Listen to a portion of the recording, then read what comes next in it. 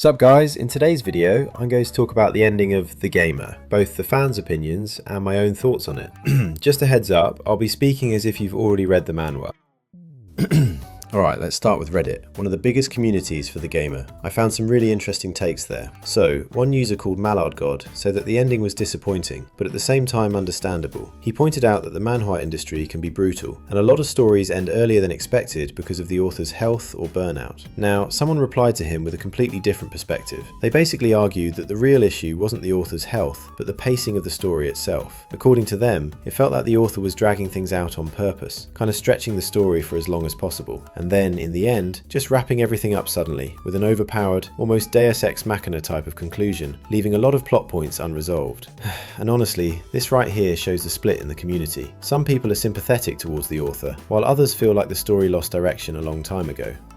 Now here's another take from a user called Bob Newcomb 445, and this one goes even harder on the criticism. He said the ending felt really rushed, like the whole war arc was basically skipped over. According to him, Han Ji-han barely did anything outside of a few big moments, and everything else just felt ignored. He also pointed out something a lot of fans noticed. Many plot lines just go nowhere. Characters get introduced, and then they either disappear completely or end up doing nothing important. And the final fight? He felt like it didn't live up to the hype at all. In his words, it was just nothing special. A lot of build-up, but no real payoff, and so many questions left unanswered. Then someone replied to him with a much more emotional reaction. They said they had just finished the ending and felt this huge emptiness, like a hole in their stomach. They even started searching everywhere online, trying to understand what happened and why the ending felt so sudden. They also brought up the author's health, saying they understand if that played a role in how things ended, but at the same time, they couldn't hide how disappointed they were. They described the final boss fight as being so short it was over in seconds, and mentioned how many important things were never explored,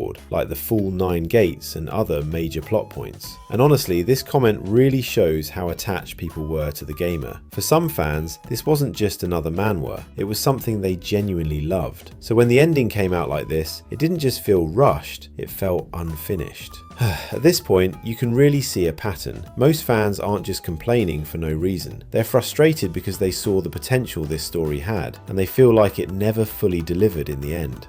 And now for my own opinion. I'm the kind of person where if I read a manhwa that goes over 300 chapters, it stops being just a story. It becomes something more, like a habit, almost like something personal, something that becomes part of me. So yeah, I know some people will say I'm overreacting. They'll say every story has to end eventually. And that's true, I'm not against endings, but at least make the